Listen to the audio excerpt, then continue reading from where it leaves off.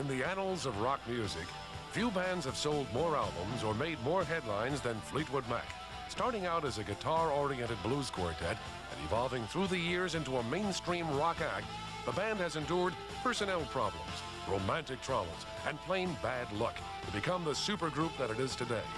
A brief review of the band's career provides a truly moving insight into the trials and triumphs of Fleetwood Mac. Mick Fleetwood, John McVie, Christine McVie, Lindsey Buckingham, and Stevie Nicks are known the world over as the artists whose unique personalities and vast amounts of creative energy have taken the band to the top. What isn't as well known is that Fleetwood Mac has a very rich history that spans over 15 years. Charter member Mick Fleetwood. Going back to the beginning of Fleetwood Mac, John McVie, this is 1967, John McVie and myself and Peter Green, who was the original member of Fleetwood Mac, who actually in fact started Fleetwood Mac, we played in a band called John Mayall's Blues Breakers all together. We then formed Fleetwood Mac, rather Peter did, and asked John and myself to be, the bass player, John, and me, the drummer. John at first didn't want to join because there wasn't enough money in it. After a year or so, the quartet of Green, Fleetwood, McVie, and slide guitarist Jeremy Spencer was joined by yet another guitarist, Danny Kerwin.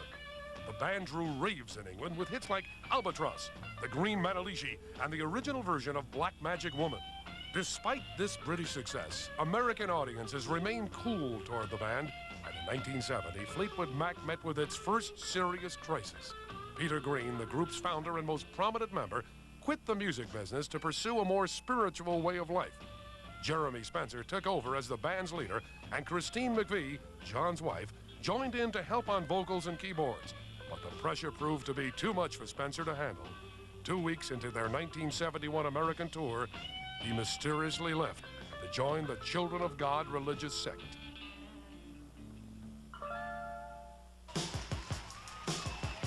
Leaderless once again, the remaining members started anew, this time recruiting Californian Bob Welch. His songs, combined with Christine's softer, more laid-back approach, made for a sound that attracted a larger American audience. The band had hits with Sentimental Lady, Fair Trees, and Hypnotized. This new pop sound caused more problems. Fleetwood Mac's loyal British following accused them of selling out, and Danny Kerwin left, feeling that he didn't fit in anymore. The band suffered a devastating blow, however, when its manager put a fake Fleetwood Mac on tour in America. The real band won the legal battle that followed, but it would take over 9 months of touring to mend relations with promoters and fans. Fleetwood Mac's luck finally changed when Mick happened to hear the Buckingham Nicks album while checking out a recording studio. Shortly after he heard the album, Bob Welch decided to leave the band, and Mick immediately contacted the duo. Lindsey Buckingham.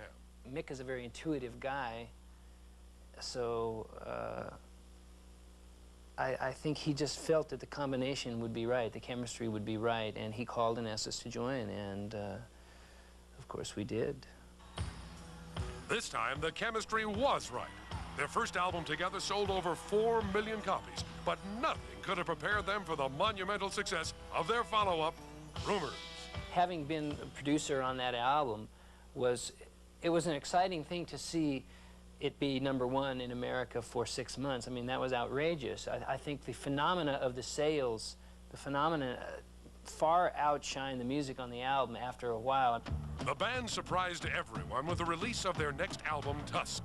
One of the reasons that we did the Tusk album was because we didn't want to put out a Rumors 2. A lot of people were saying, well, Jay, what are you going to do now? You guys must be scared, how are you going to sell another 16 million albums? Well, the point was, who cares, about selling 16 million albums?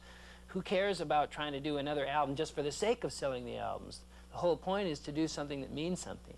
As Fleetwood Mac moved into the 80s, Lindsey, Stevie, and Mick released solo albums.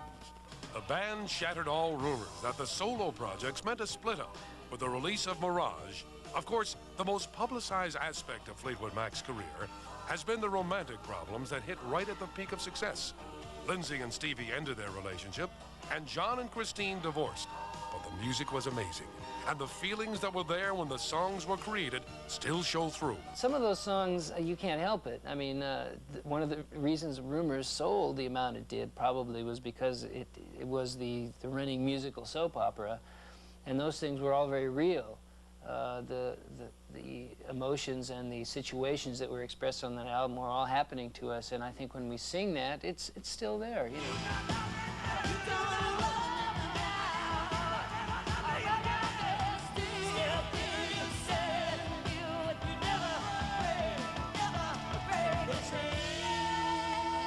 This month, in an exclusive home box office presentation recorded live, HBO viewers can enjoy a dynamic view of Fleetwood Mac in concert, singing the emotionally charged classics as well as some of their latest hits. We play very differently, actually, from the way we record. I think a lot of people are surprised at the difference in energy output in terms of we're a lot more raucous on stage than the way that we make records. Let's put it that way. There are visual aspects that you're dealing with on stage that you can't get across on a disc. So this is what you'll probably be seeing a little bit of on the HBO thing. It's going to demonstrate certainly a more intense aspect of my playing and Mick's playing in particular, but also some elaboration of arrangements for sure. So it should be good. It should be good. HBO viewers will also get to see one of the finest rhythm sections in rock music as Mick and John lay the foundation for the three singers to build upon. I think a lot of people ask me, you know, what it is about the old rhythm section, which of course has been forever in the background through all the incarnations of Fleetwood Mac. Some people say that we're the people that drive them all round the bend, but I'm sure it's not that sinister. Rising to meet every new challenge, Fleetwood Mac has survived, its integrity and good name intact. But band members have split up once again to work on new solo projects. Whether they will regroup to record again or whether the band will rise once more in yet another incarnation, only time will tell. In any case, it would appear that the trials and triumphs of Fleetwood Mac will go on.